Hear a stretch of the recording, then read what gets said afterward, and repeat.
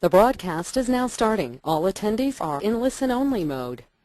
Good afternoon, everyone. My name is Allison Pizatowski, and I'll be your moderator for today. Thanks for taking the time to join us for our discussion today on internal trip capture. As a reminder, if you have any questions at any time, feel free to send us a message through your webinar side panel. We've set aside several points throughout this session to go over any questions you may have. Next slide.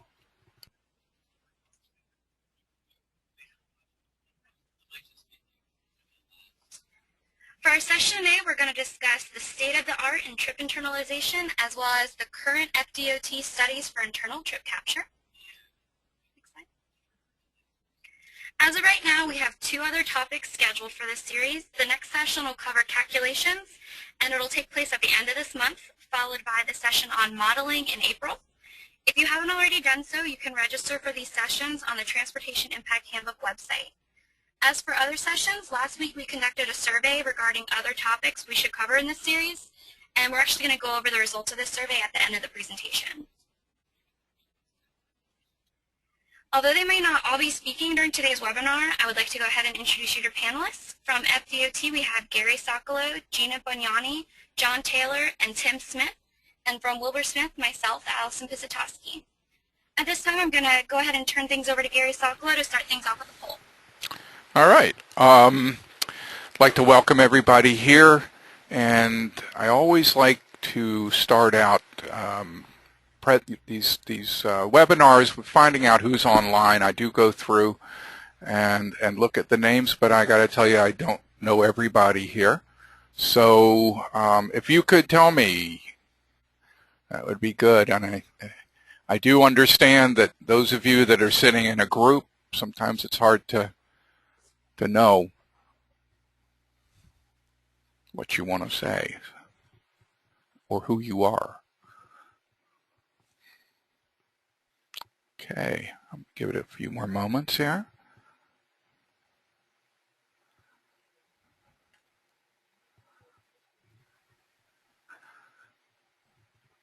For those of you that are interested in knowing, there are around 25 people online right now. All right, and I'm going to close the poll and let you take a look at it. And you'll see here that most of you out there are consultants, and 25% of you are from local governments, and I guess the others are representing themselves and state government. All right.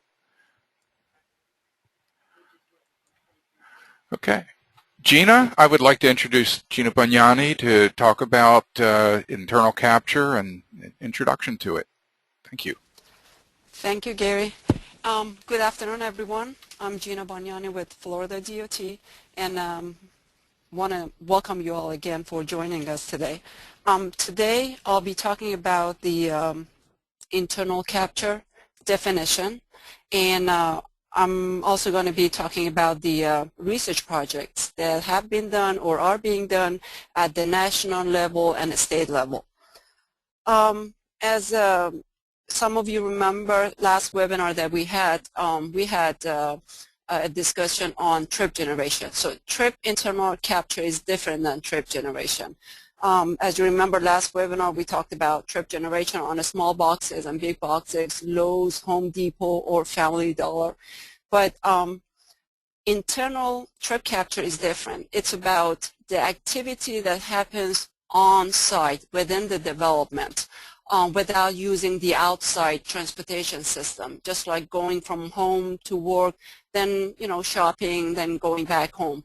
So again, this is the activity that happens on a multi-use development. So this is called trip capture, internal trip capture, the activity that happens within the development from one site to another or from one land use to another land use. Next, please.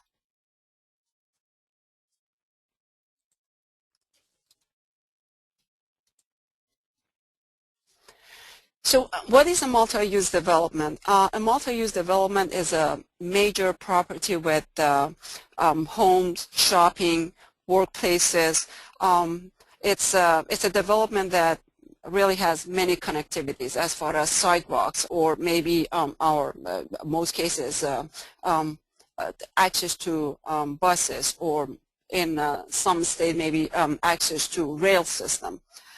This is a development, a major development, again, that most activity happens on the site without getting on the major roadway system and contributing to the to congestion. So again, as you can see on the bottom right-hand side corner, it's an example of multi-use development that you can see residential and retail stores, offices. Next, please. So what data is available? How do we determine the internal capture? Where do we get these data and sources from? As we all know, at the throughout the United States, ITE, which is the Institute of Transportation Engineers, has the methodology and has the data that's being used for internal capture. And this procedure, it's an accepted source, it's an accepted method that most everyone throughout the United States use for trip generation or determining the internal capture. All right, I'm going to go through this example, then I'm going to have Gary come in and explain a little bit better as how these activity happens on site. Let's say we have a multi-use development and we have land use A, which is a retail, and land use B, which is an office. We want to see the activities that happens on site from land use A to land use B. For example, if we have 75 trips coming out of retail, okay, how many can land use B attract? Okay, 35, because not all 75 trips are going to office. So where does the rest of the trips, that's 40 numbers that we have, where does that number go?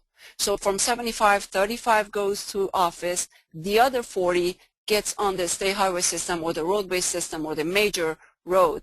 So we call them 40 trips as trip generation, and the 35 numbers that happens on site or stays on site as internal capture. Gary, did you want to add to this? Oh, no, I'm sorry, don't need to add, because what we're going to be doing is looking at that same example using a spreadsheet based on the ITE Trip Generation Handbook. So thank you, though. And this is just a screenshot of the 2004 and 2008 version of the 2004 version, excuse me, of the Trip Generation Handbook, which has an entire chapter on mixed-use developments. And what they did is they took some sites and some studies that were done and compiled the data into different factors. I like to call them pushing and pulling factors between different land uses. This is a table of what I call the push. This is table 7.1. You should remember that name because the people that do trip internalization will refer to table 7.1 and 7.2 very frequently. And 7.1 is the push, I like to call it the push table. And to give you an example of how that's used, let's just take the PM peak hour. And what we have here is if you're coming from retail, 3% during that time said that they were going to the office. That's from retail to office. Now, I'll we'll get into that in a lot more detail. There is a spreadsheet that has been created that does the work of the ITE process, and this is just the example that Gina showed you with the use of the spreadsheet. In this example, we're actually going to name the land use A and the land use B. This is a shopping center, and this is the office building. Remember, we were talking about pushes and pulls, but in this case, what we have, the thing about the spreadsheet is that any place there is yellow is the only place where you can input data. We have put 100% in here, which means this is completely unconstrained land uses. Now, the example Gina went over was that there were 35 trips entering land use B, and there are 75 trips exiting. And if it was completely unconstrained to go as much internal as possible, then 35 of these 75 trips would just come over to the office, okay? And the reason we used that example is that we thought that we would just show you how to do this on a very simple method before we take it any further. So this is an unconstrained two land use trip internalization calculation. However, that's not realistic. And the studies that were done that ITE used, they have that table 7.1 and 7.2, and instead of having 100% in there, we have different percentage points. And just to go over this with you, this 3% is what we call the retail push. It's from table 7.1. And of those people surveyed in the studies that were done before, 3% of the people leaving on-site retail are going to on-site office. At the same time, the office pool from 7.2, 31% of the people coming into the on-site office came from on-site retail. I know that sounds like a big number. However, sometimes you're going to have to be thinking when you're filling these in, it's not the percentage so much as it is the number. What this spreadsheet does is it picks the minimum of the push and pull, and that is the balanced constrained number. On the other hand, the 2% of the people coming into the on-site retail came from an on-site office. However, people being interviewed on the way out of their office building, 23% of them said that they were leaving their on-site office and going to the on-site shopping center. So that is the basis for the pushes and pulls and balancing of the ITE method. Now, we have a question, well, the easy question that we have is from Aries Little, and it's how can we get a copy of the spreadsheet? And we are going to have on our website a place that we have everything that we've discussed today, and even things that might have been brought up that that we didn't think about we would be discussing today. Any document, any study that we mentioned today, we hope to have on the website. About the only thing you can't have is the ITE Trip Generation Handbook because it's a copyrighted document. All right. The move to the next thing. Oh yeah, yeah. This is important, and I have I have a confession to make that this isn't particularly easy to understand, and I know that. So what I'm going to do is I'm going to ask you whether you understand the concept behind calculating internal capture. I didn't mean to say that you have to understand everything totally, but just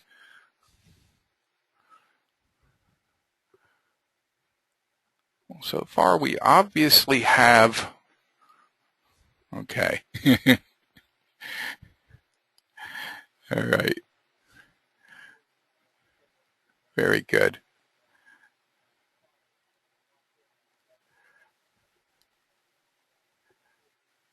Excellent. I'm going to close the poll right now, and I'm going to share it with you. So you see, most people do understand it. 25% said that they understand the concept but trust ITE, and I have to say that I'm kind of in that same very mode. Okay, I think I understand it a little better than the that fourth item, but I still have to trust ITE on some of the concept behind it. Okay. Okay. And with this, we'd like to know if you have questions out there. Right now, we don't have any other questions. Okay. I noticed that we had a question about a site that has a major public road that cuts right through the development. This is it's actually an age-old question, if you think about it, because what we're saying is that the internal trips don't impact the public road system. However, you know, there are a number of major developments, and I'll think of, let's say, the villages in Central Florida, which probably have a few major roads running through it. Now, of course, a lot of the trips from the villages gets on US 441, but some just cross it. That becomes an issue of definitions, and I can only say that I have heard people go in both directions. A lot of this depends on just some of the agreements you get with the reviewer on it. However, even if the trips don't go on the highway system, if they cross, by and large, they are taking some green time away from the through movement. But I consider that, this is personal opinion here, not necessarily the opinion of their district DOT person, more of a minor issue to be handled in the traffic operations analysis rather than in any sort of large-scale concurrency analysis of that.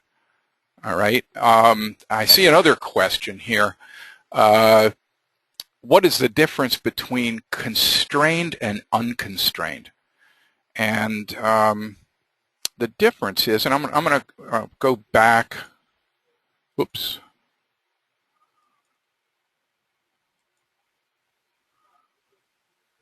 to this. This shows completely unconstrained, which means that any possible trip, now try to remember, these calculations here of trip generation were done independently. The shopping center and the office, the first thing that was done was they went to the trip generation report, not the handbook, and calculated the exiting and entering trips. So what we did here in the unconstrained condition was 100% of the entering trips here and from the office actually came from the exiting shopping center. Not because it's realistic, only because that was the most, if you agree with these calculations, that's the most that could be shared. In addition to pushing and pulling, think of it as you've sometimes seen a juggler that is working with a partner. They can only throw so many clubs to that partner. You have to be able to, you can throw those clubs, but The guy only has 2 arms and he can only juggle 3 of them. So you can only throw what the other can catch. Okay? And in this case, this person was throwing off 75, but the office could only catch 35 of them. Okay? Now, that was completely unconstrained. I know when you go to the ITE Trip Generation Handbook, they'll call these 2 unconstrained also, but that's a definitional problem. But what they do is they put these 2 unconstrained, what they call unconstrained, and they take the minimum. And this is the safeguard of having way too many people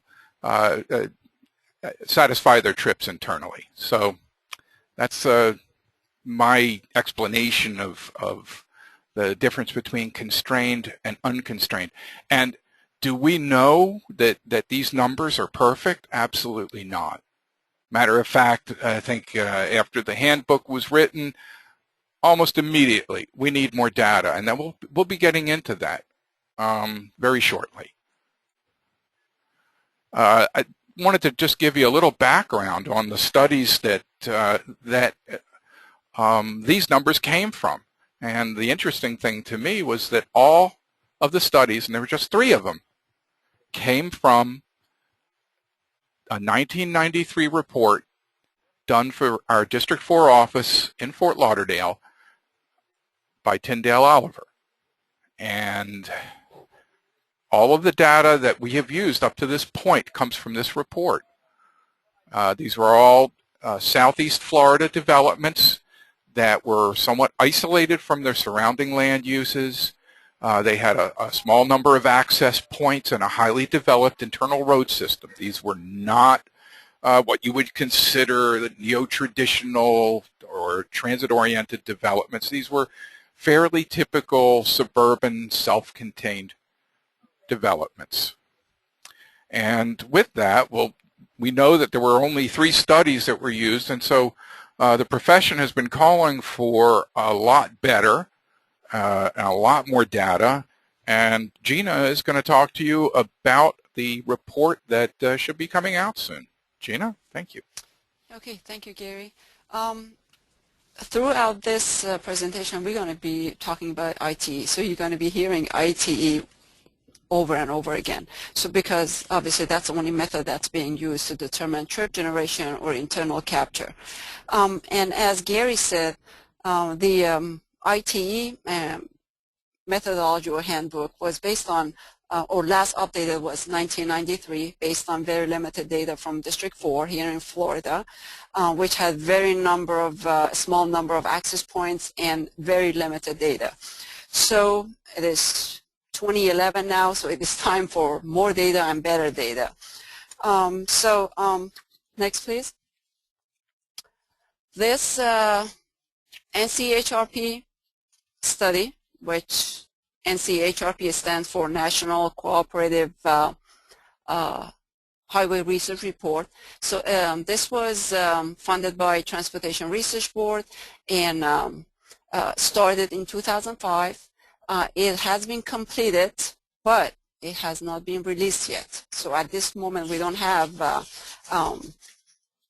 any report on hand or any spreadsheet that came along with this research. And I got to say, this is Gary again. We talked to Brian Bachner, or actually got an email from him just this morning, and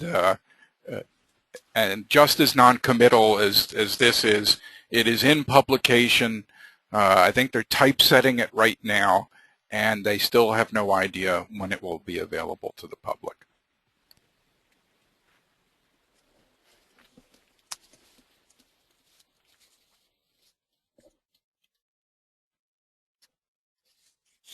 Oh, okay.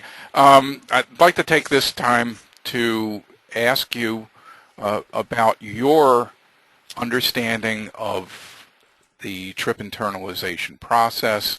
So I want to know whether you have personally reviewed or have actually done internal capture studies yourself.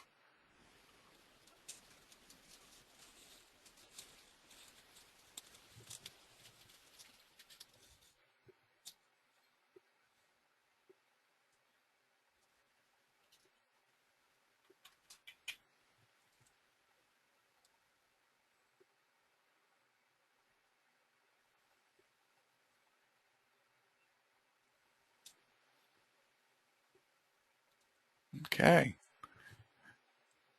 Looks like most of the votes are in. And I'm going to close this and I'm going to share it with you. So you can see most of you are experienced in this, and another 4% will be soon.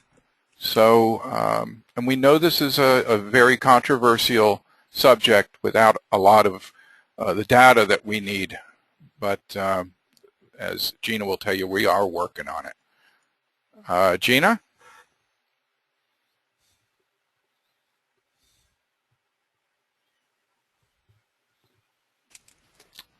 Okay. First of all, I want you all to know that the reason we asked Gary to change slides, he has only permission to change slides. Yeah, it's my fault. Yeah, please bear with us. So we thought one person being in charge of changing slides, it would be more organized. Besides, all of I mean, we're not sitting next to each other, so we're all in different offices. Okay, so what was the need for NCHRP project? Obviously, to improve on the data. The more data, the better. Previously, again, what ITA had based on 3 land uses, now we've gone, or they have gone from 3 to 6 land uses.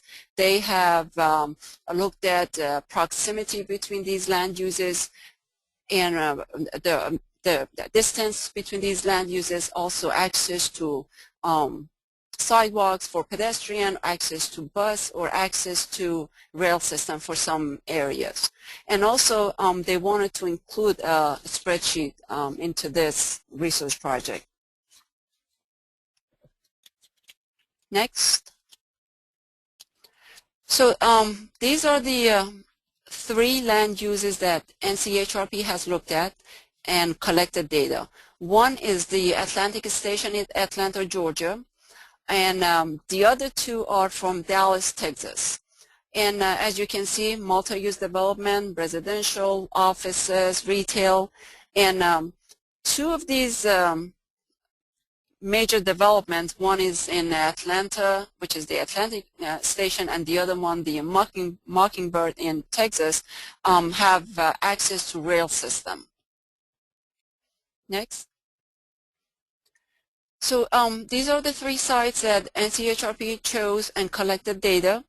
And one again in Dallas, the Mockingbird Station, as you can see, that one, it gives you the acreage, the size of the development, the connectivity or walking distance, and also the Mockingbird Station is adjacent to a light rail station.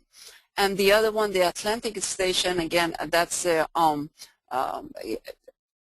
in Atlanta, again, it has the sizes for the acreage of the whole development, the proximity, and office, restaurants, and hotels. And this one, it's also has a heavy rail by using the shuttle or the city bus getting to rail. And the other one, the Legacy Town in Dallas, Texas, again, that one is had the limited suburban bus and hotel shuttle for this multi-use development. Next, please.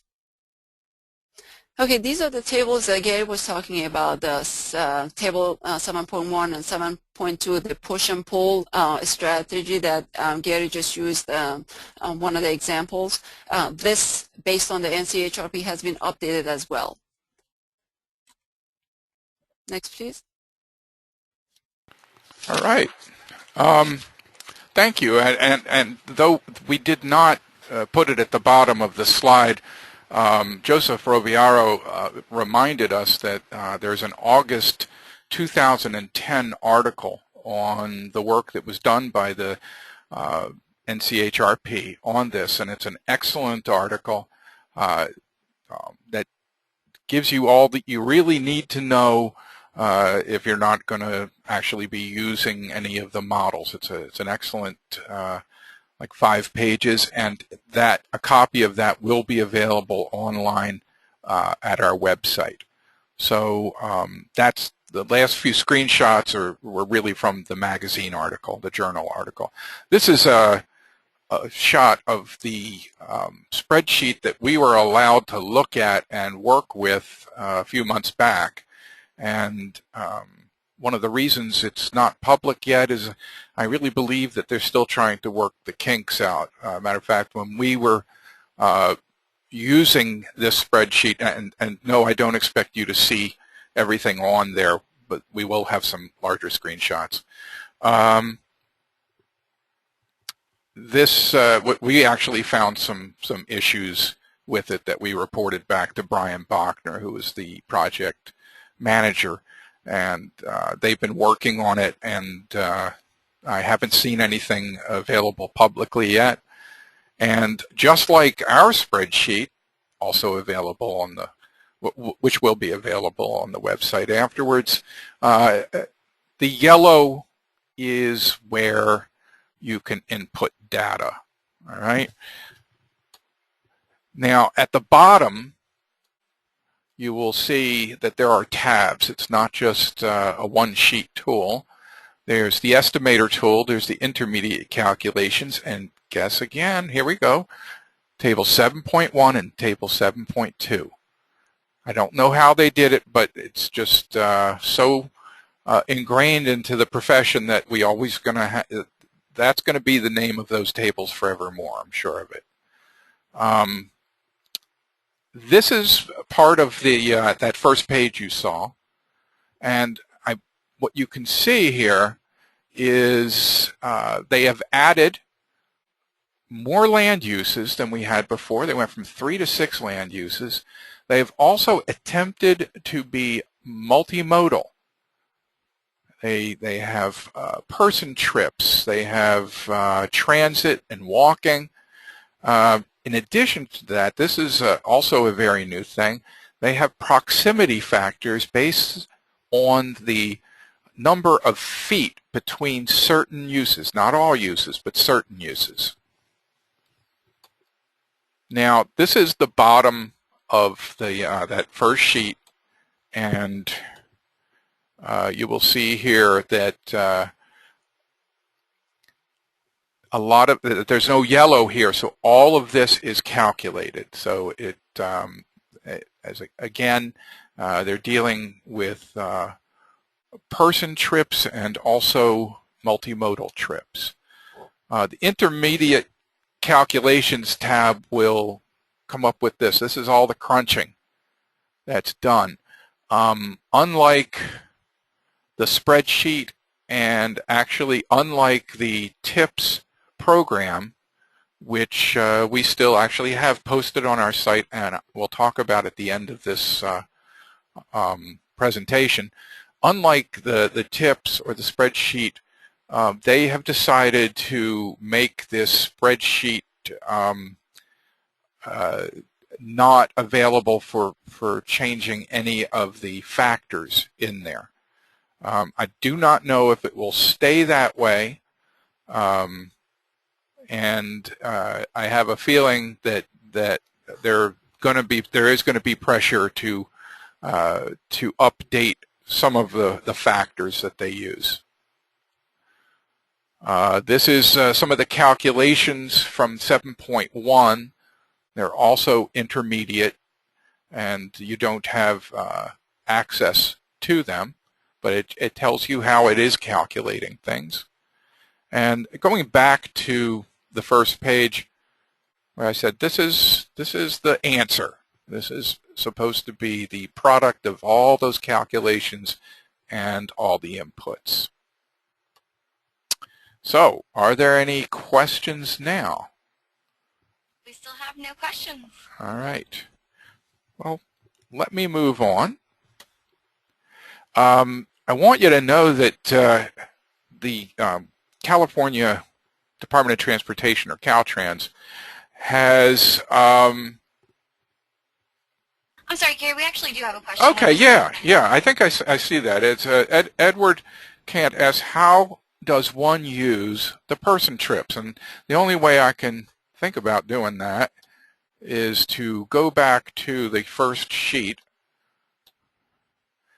and I'll make a confession to you. And the confession is, when we were playing with this, when we first got the test spreadsheet, in order to try to replicate some of the things that we had done before, we just assumed one person per car, which unfortunately a very close approximation for many things in Florida. Let me come back here. So in here, they will have the auto occupancy, and it uses the modal split plus the vehicle occupancy to crunch through all those intermediate numbers to come up with person trips. And Ed, that's as far as I can tell you, all right? Because I did not test that out. So that is how they have done person trips.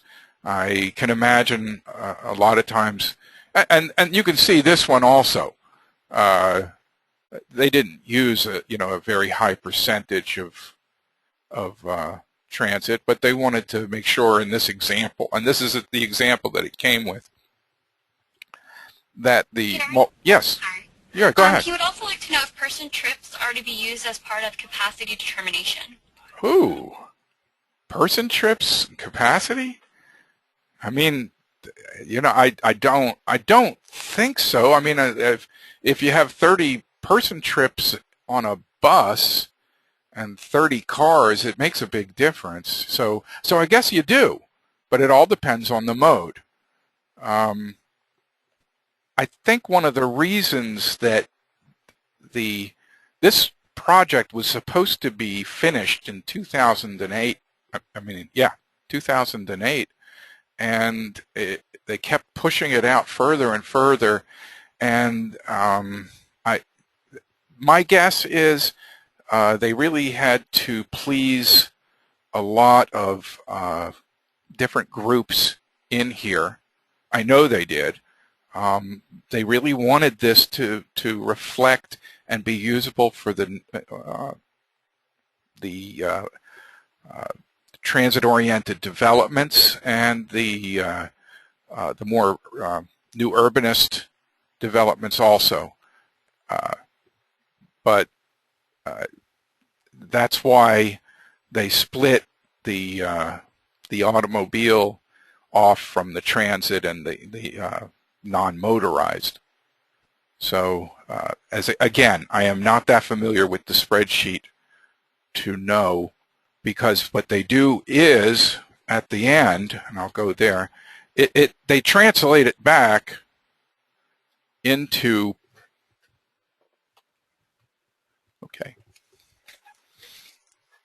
they translate it back into external trips, and they have the vehicle trips and the transit trips.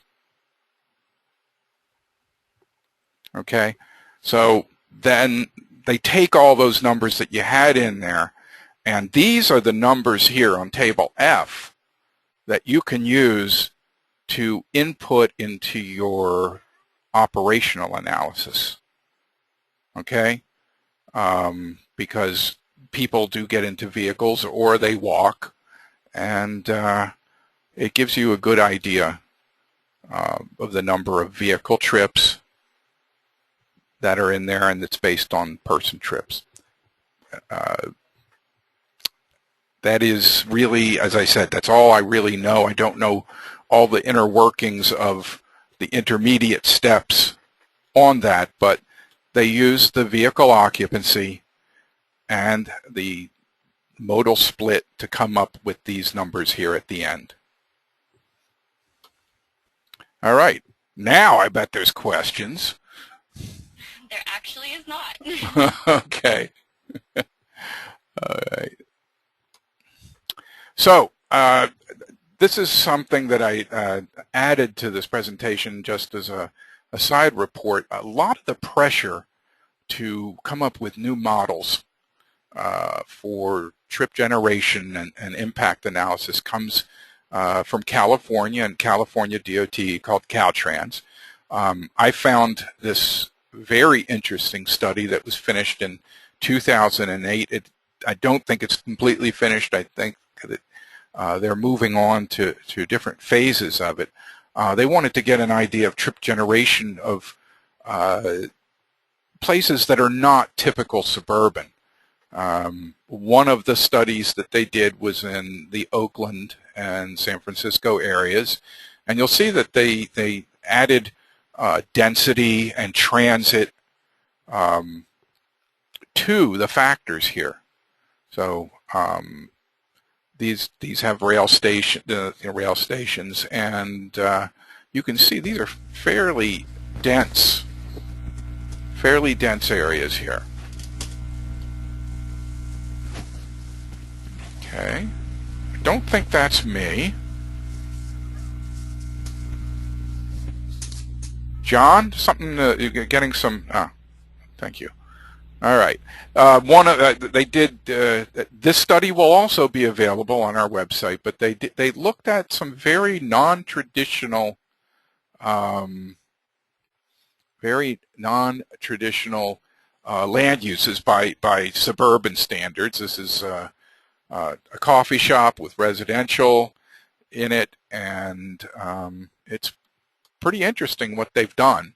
They did more than just vehicle trips. They compared it to ITE, but being that it was in an area that heavily served by transit and also by people who bike a lot to work, they've gathered these numbers. Now, in another study that Caltrans did with a previous version of the spreadsheet, maybe the one that you saw, is they went back to the studies that were done, and they compared the observed count, and to say these are the three that were done recently. The Boca and Meisner Center are ones that were done in Florida in the 90s. And one thing I haven't said is that if you're going to do internal capture, you really need to know how many actual trips are really leaving the site and coming onto the site, so you have an idea of what the real impact is. So these red numbers are the actual cordon counts, and the blue is if you calculated using ITE everything separate and didn't account for any internalization. The green is the current ITE method with the three land uses. Now, notice here that this is reality here at 100%. Okay, and this shows how much it underestimated or overestimated. When you get into the new procedure, these are the last two. And the reason there are two is they did it with just the estimator without the proximity factors. Those ones with the numbers of feet between uses. You can see that the new one actually has done a better job of predicting or estimating the number of trips that actually were counted in the cordon. This report will also be online, and this is the name of the report, and it's also from California DOT. If you do a Google search under smart growth and traffic impact California, you will come up with a lot of very interesting studies.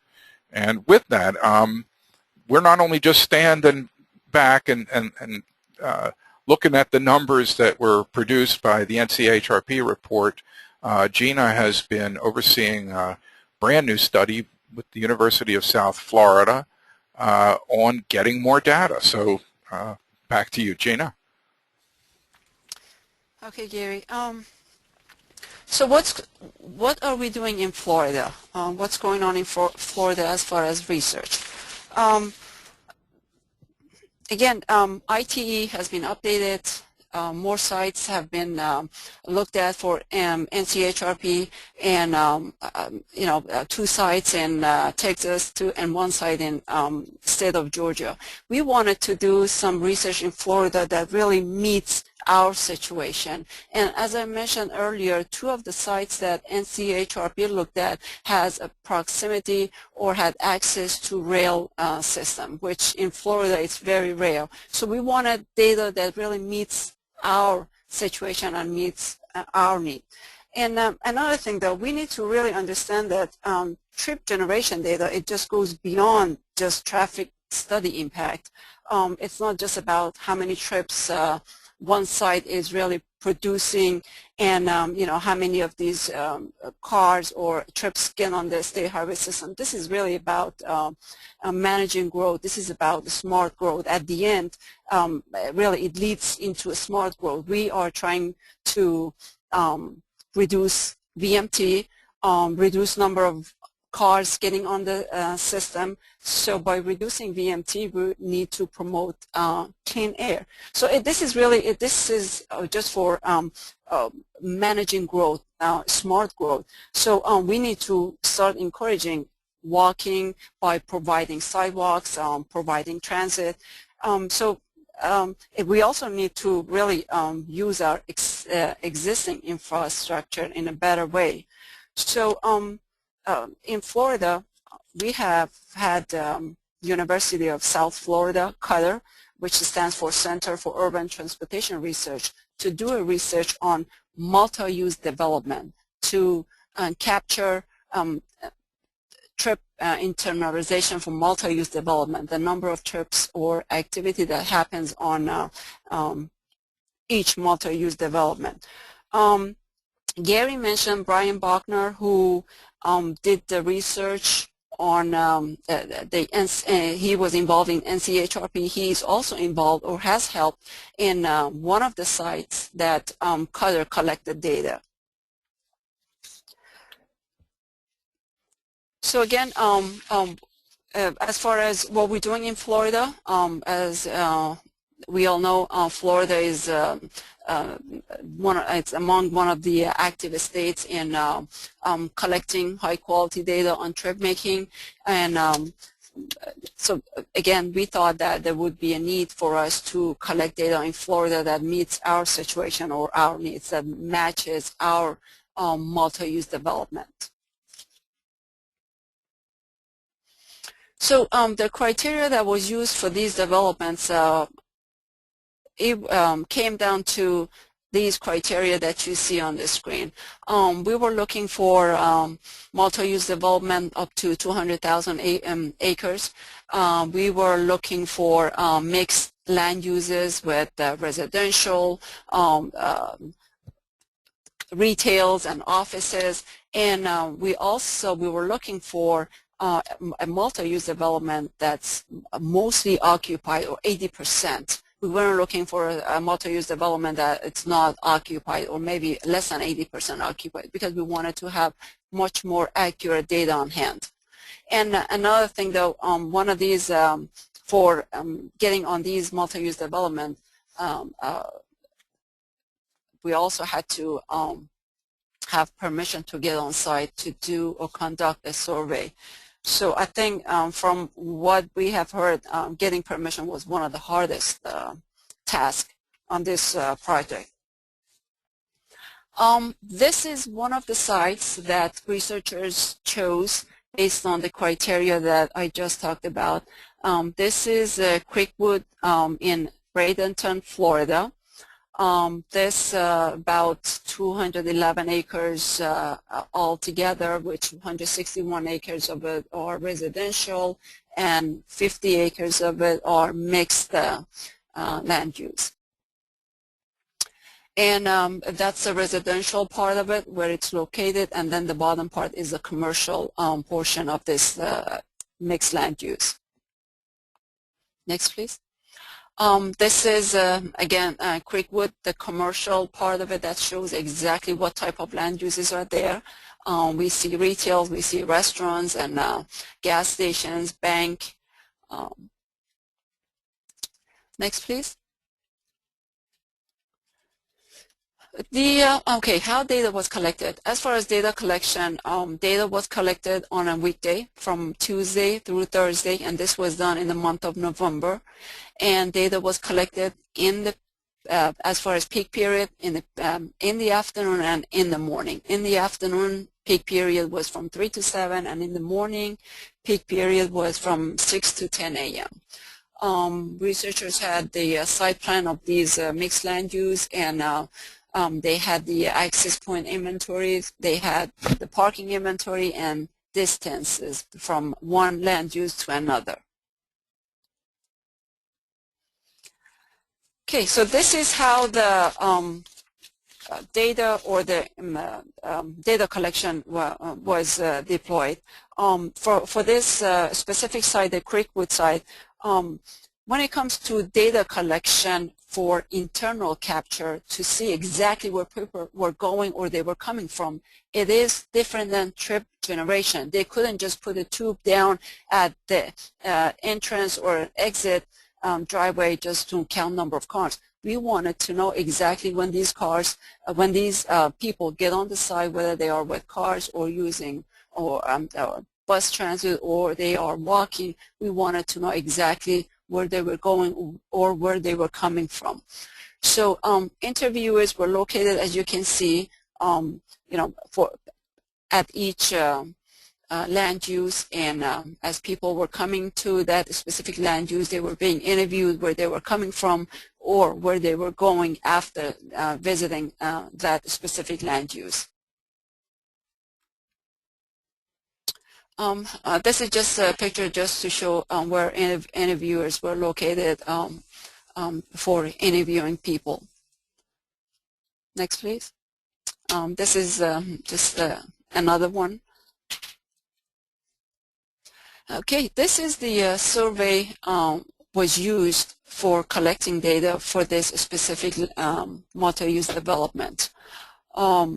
They asked people again where they were going, where they were coming from, also the time of the day, whether it was a.m. in the morning or p.m. in the afternoon. They were asked what type of mode they had chosen to get on site, whether it was auto, bus, bike, or walking.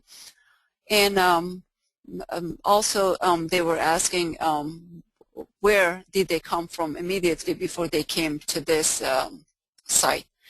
So again, for internal capture, really a survey such this had to take place. And this is the survey after the interviews. So that shows data was collected based on the number of people that they had interviewed, based on the whether they had number of, the type of mode that people had chosen. And at the end, when they analyzed the data, this is what they came up with for this specific mixed land use. As you can see, there are 4 charts or graphs here.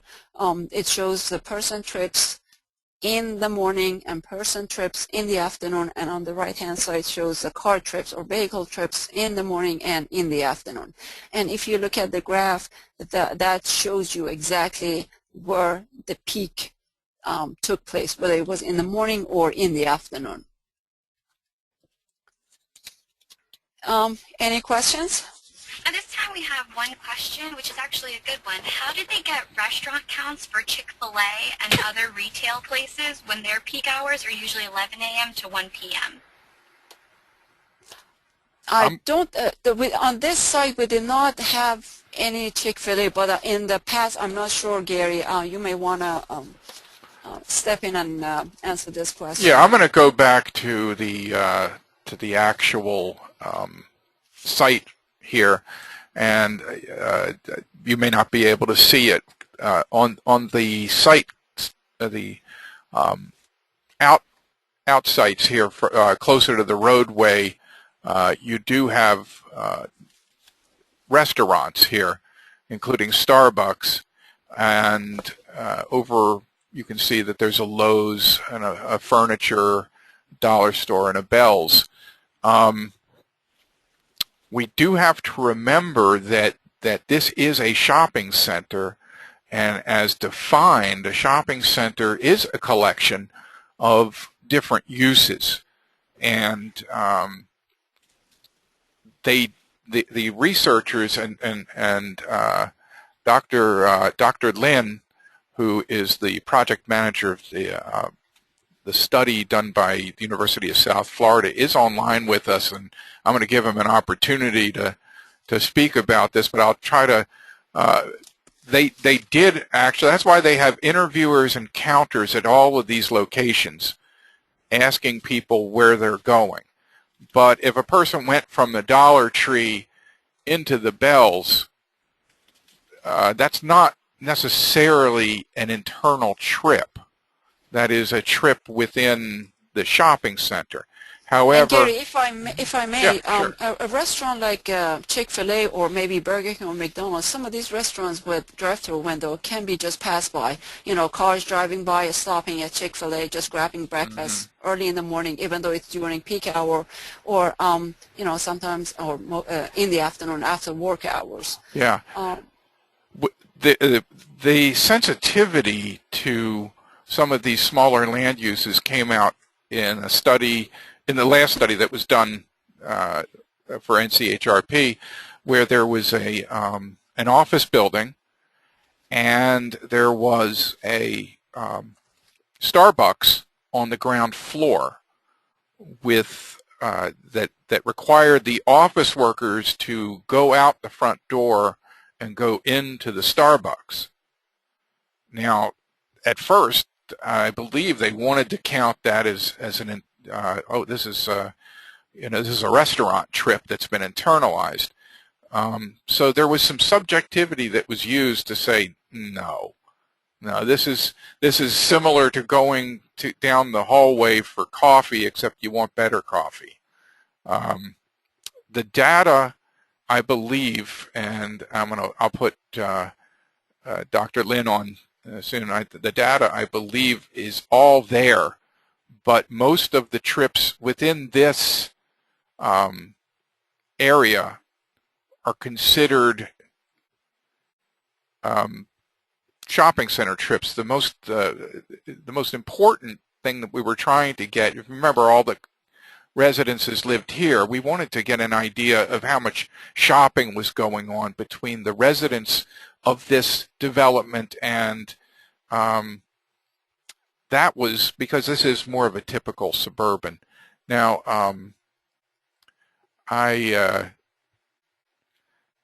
would, Dr. Lin, do you have anything to add to that?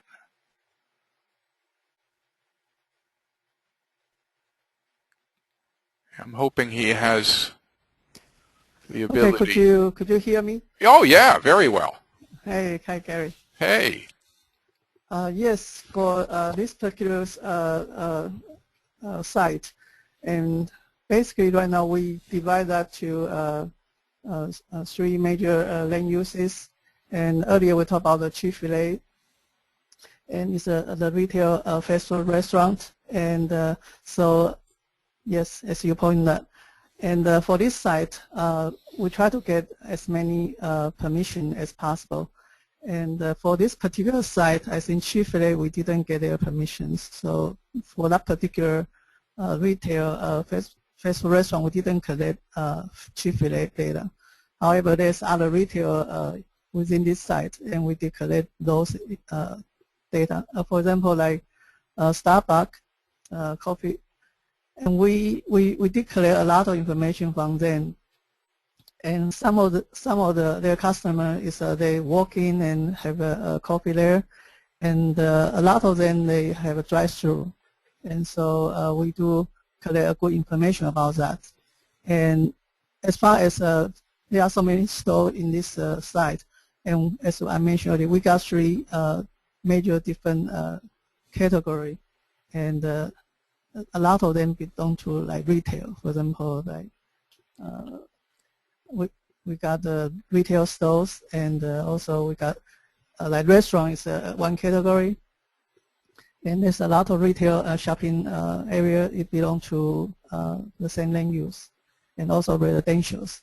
And I think one thing we try to clarify that is that there's a lot of different retail, and for data collection purpose, currently we classify them as a retail category. However, our data do include AV details, so if we in the future we need to have further analysis, we can do that. And as far as the AM and PM peak hours, and generally we look at the whole site and also based on the available resources, and we determine the PM peak hour and the AM peak hour period for data collections.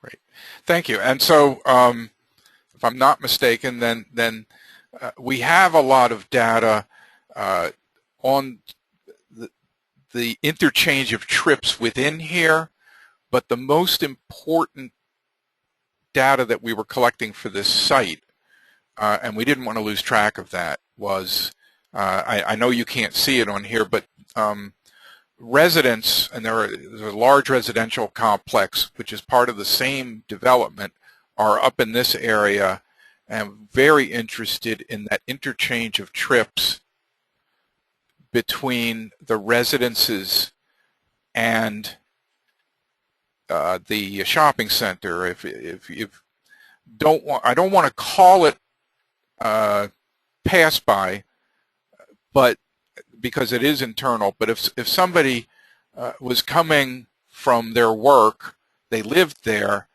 but then stopped in here to do shopping, let's just say at the Dollar Tree, and then left through here and then went back, that is an internal trip. That is a retail trip that was served by the fact that they were a single development with a connection to the residences.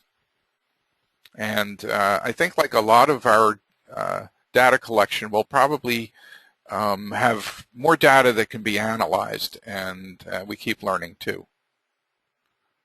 All right. We have a question here that was there any employment? Nothing. We had no offices. This was essentially, however you look at it, a 2 or a 3 use shopping center, restaurant, residential, and no major employment centers, other than the fact that, of course, there are a lot of people working in the shopping center, but not anything that you would call office. Yeah, in other site data collection, we will include office in the future site data collections. Great. Well, thank you. All right. Any other questions?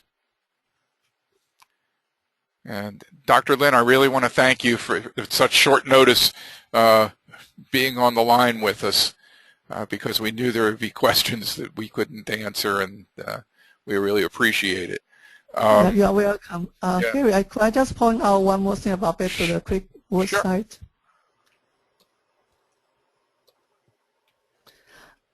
I'm getting there.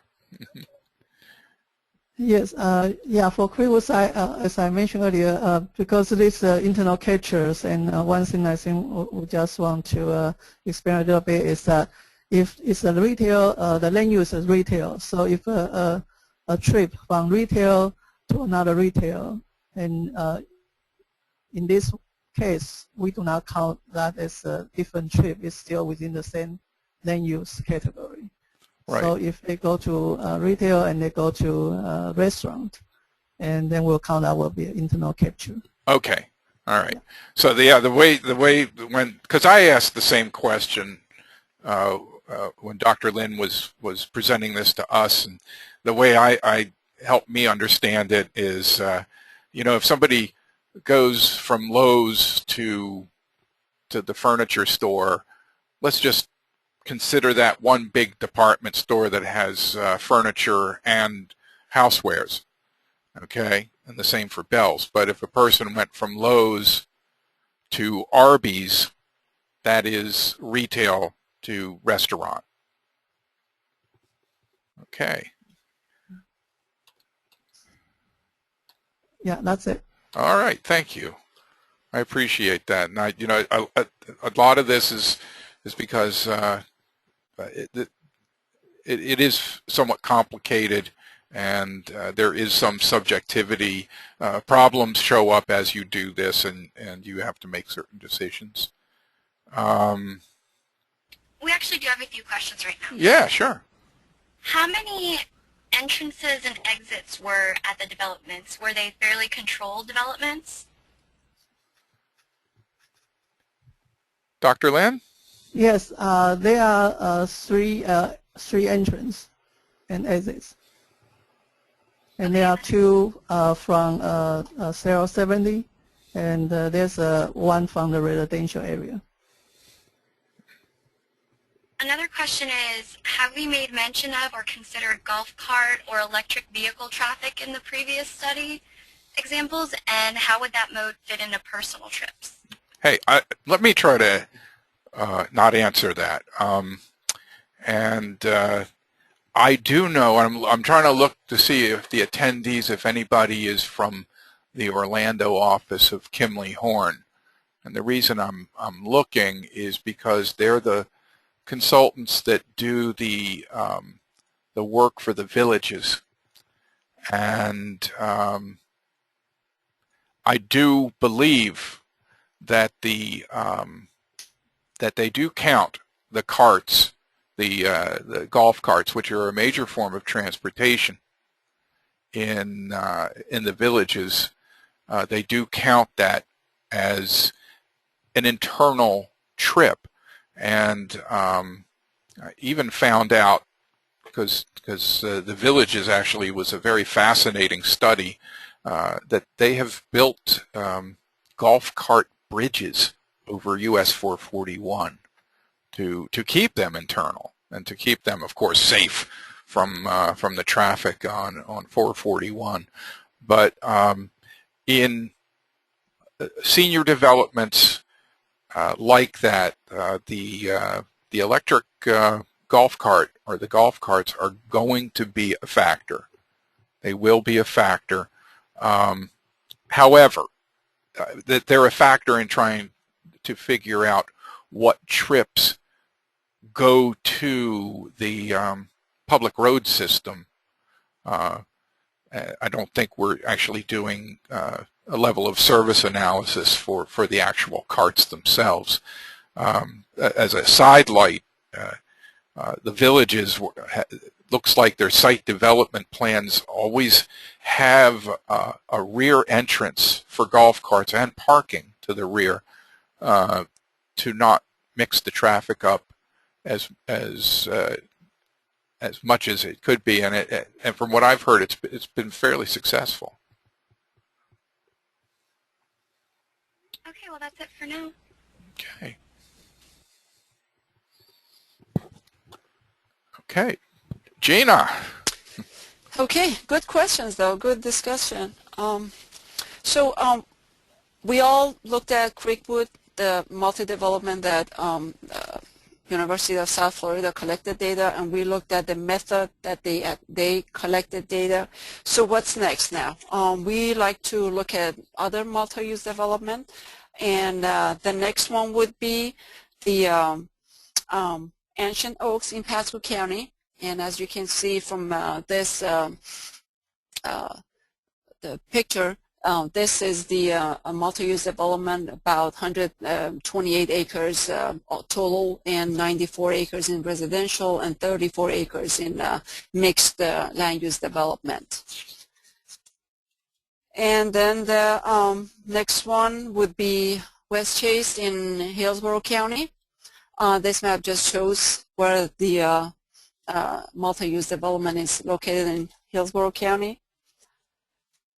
And the next picture would be, again, the West Chase multi-use development. This is the development that University of Florida or Qatar will be collecting data. This is a closer look to this multi-use development.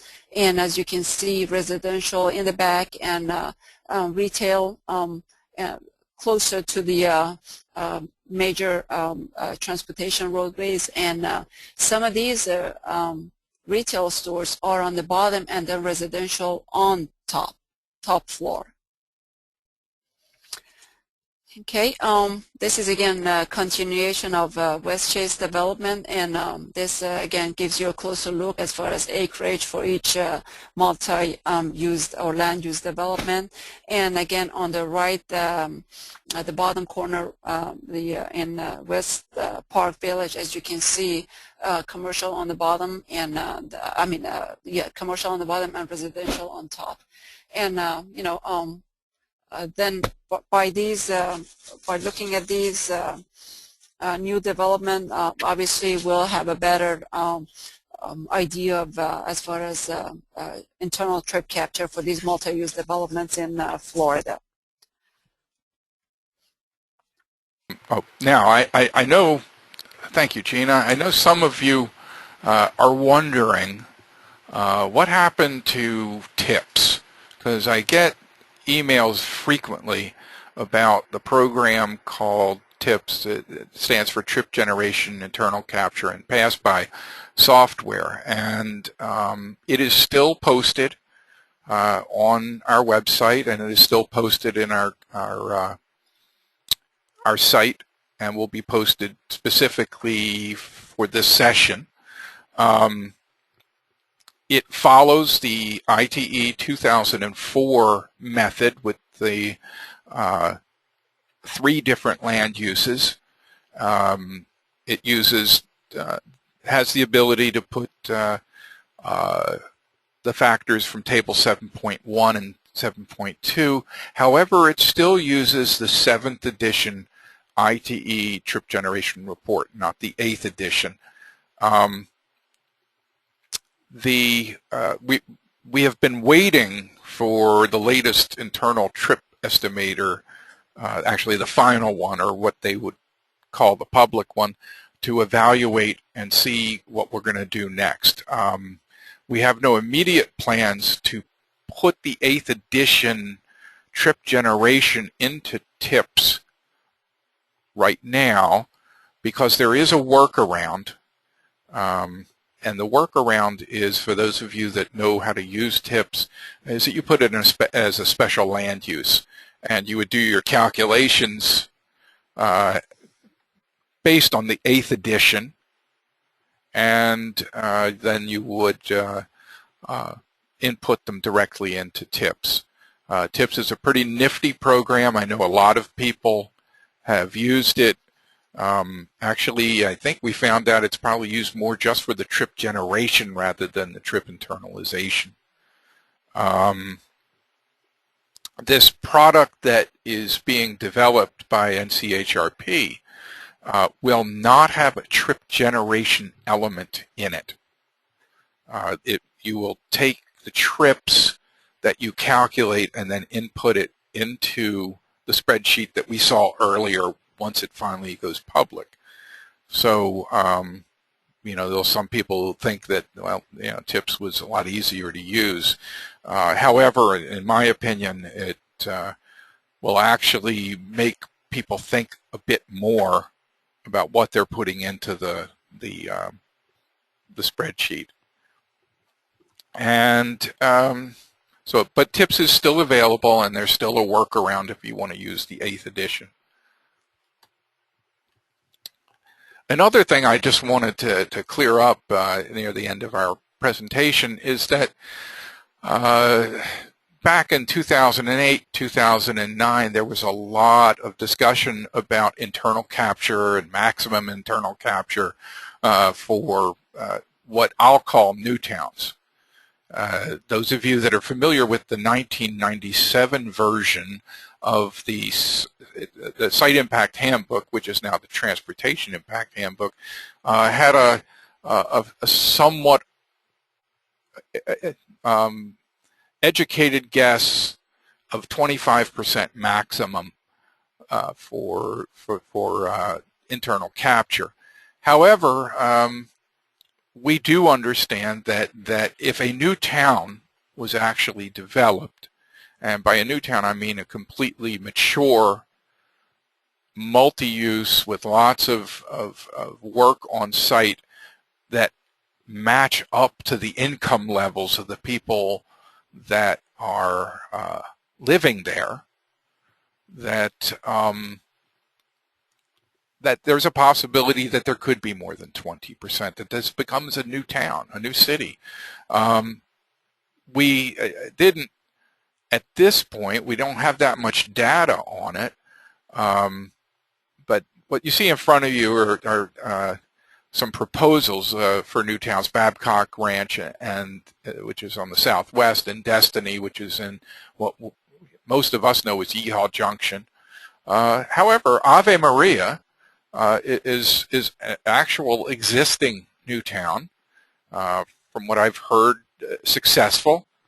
Not as successful as they wanted to be, but then, you know, the property value crash, I think, really had something to do with that too. So we are going to be getting more data on this. But the important thing that came out of our work on internal capture for new towns is that we have that we have a different definition now, and we call it community capture. It's related to internal capture, but it's not the same. If you can think back to some of the sites that you saw in the presentation today, the sites that were studied, we're talking 300, 400 acres. This is not a new town. These are new developments that are multi-use and, under the best of circumstances, really trying to minimize the number of external trips. But community capture is really trying to figure out how many of the trips produced by a new town hit the public road system. And we have a paper, an issue paper, fairly short, just a few pages long, also available on our website afterwards. On community capture, we talk about what the definition of a new town is and how that's different from just a multi-use development. And we talk about the concept that I think was on a lot of our minds, and that was, in the early days of a new town, there seems to be a lot of high-end residential and not a lot of high-end jobs. And we understand if the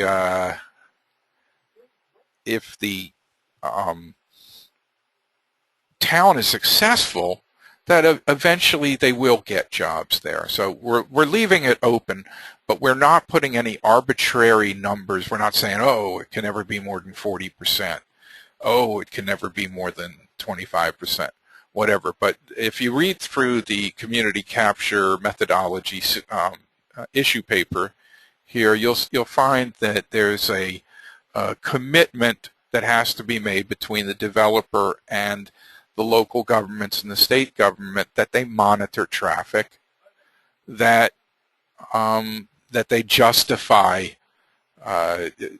using common sense some of the internal capture numbers. In other words, don't have 5,000 mansions out there and, you know, a Publix with a liquor store and expect to tell us that not a lot of people are going to go to the closest city to work. So that we left that open, and it's not really internal capture, but it just wanted you to know it was out there. And Ed Kant informed us, because he lives in that area, that 20% of Ave Maria is built out, and the university is out there, and they have a beautiful cathedral. I have not been there myself.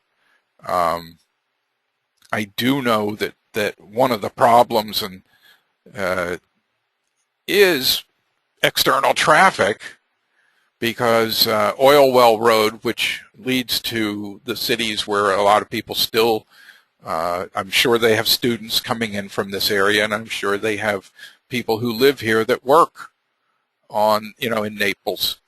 The roadway that connects the West Coast with Ave Maria was supposed to be improved greatly to serve this traffic, but they depended on other developments to be successful in order to pay for it. And so even though Ave Maria has paid a certain amount of money for the improvement of Oil Well Road, it's not enough to get them into town yet. So that's one of the problems with any new town development is when it needs an improvement, it's going to need an improvement that really connects it with the outside area, and I think they got caught. The county got caught. Ave Maria got caught in that one. I got another question whether studies have been done on Ave Maria's internalization, and I don't know of any. That does not mean it hasn't happened, because I know that the local governments around there have worked very closely with Ave Maria, especially on who's responsible for Oil Well Road and Immokalee Road for improvements. If anybody out there knows, they can let us know. I do know, as I said earlier, that Kimley Horn, the Tallahassee office, has for a number of years worked on the internal capture studies for a much older community of the villages in Central Florida. But that's a very specialized community also, with a very high percentage of retirees, which kind of makes that work trip, which is so critical to congestion during the peak hours, it makes it less important. But those studies have been going on for a while. Okay. Are there any proposals for new towns in your area that you see coming up? And let me do that. Show that to you. All right, if you would answer.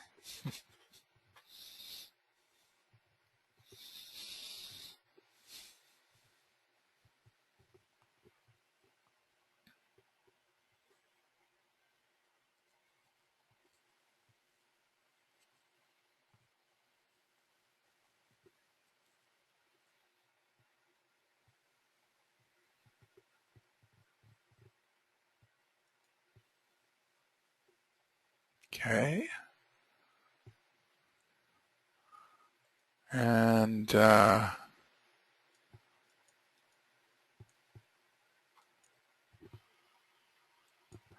right, I'm going to close the poll right now. And what we have is interesting.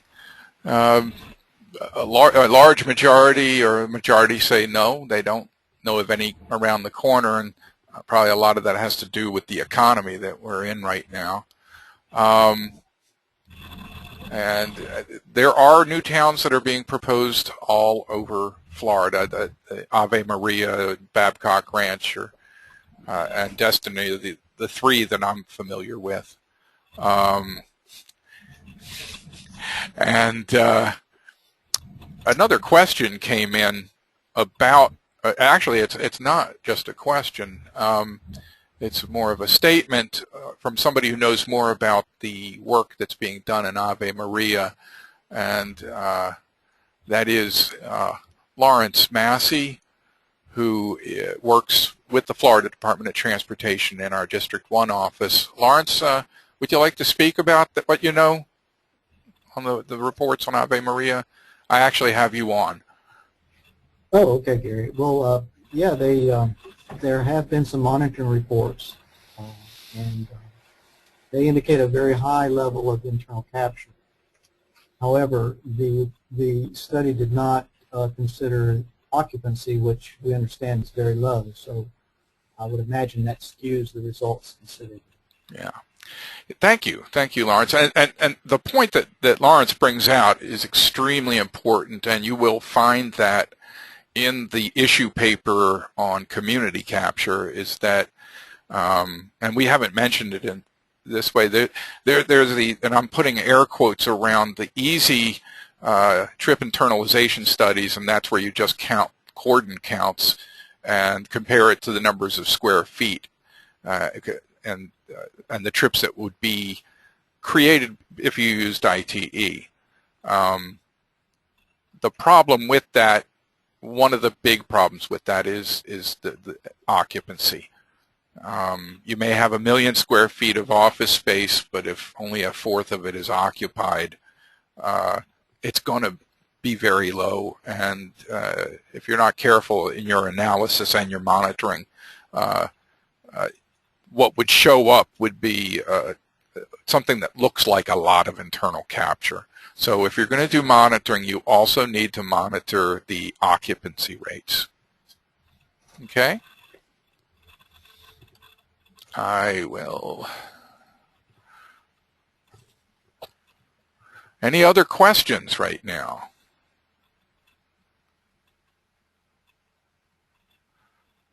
James Ansell asked, Bob Cam referred to Palm Bay as the island of Palm Bay. Does that count? I don't really know what he was referring to.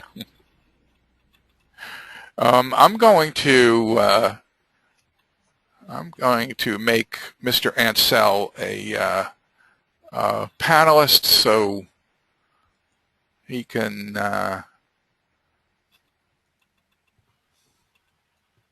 so James, can you tell me more about the statement you made? Oh, just in, can you hear me? Yeah, I hear you well. Okay, good. Just in reference to some of the development that has been done in Palm Bay and with regard to how it affects the rest of the MPO. And it was a tongue-in-cheek comment. Oh. So. All right. Okay. Okay. Thank you very much. Yep, they are all islands Yeah. when they come in for review. I know that. And well, yeah, Palm Bay is, for everybody else's benefit, is one of those general development communities that's been around forever prior to the DRI, and it had some rather drastic adverse effects on the rest of the system when it started to develop faster than the rest of the county. So right. That's and that's that imbalance that, just like what I was saying with Ave Maria, the problem wasn't necessarily Ave Maria, but I just couldn't get money together to do the improvements necessary between Naples and the new city. All right. Well, right. Thank you. I appreciate that. Thank you. Yeah. Any other questions? So now you know I can make you a speaker, so, this is something we can do. All right. Let me go on. And you know that anytime there is a question, you can ask us, and then you can always email us also. Allison. Thank you very much. As a reminder, this presentation, including the audio recording, will be available on the handbook website under the training tab. We're also going to compile a materials list containing all the information that was presented in this webinar. Next slide. Actually, I just want to point out, too, that Edward Cant just let us know that the economic downturn really did affect Ave Maria's projections, just as a side note. As I had mentioned earlier, we conducted a survey during last week's webinar on trip generation. Thanks to all those who participate, we actually got really good feedback. As you can see, the most popular topics were mitigation, DRIs, and public transportation strategies. That being said, due to the high levels of interest, we scheduled an additional session for this topic series However, we've not specifically designated the topic yet, but registration is open for this on the handbook website. Next slide.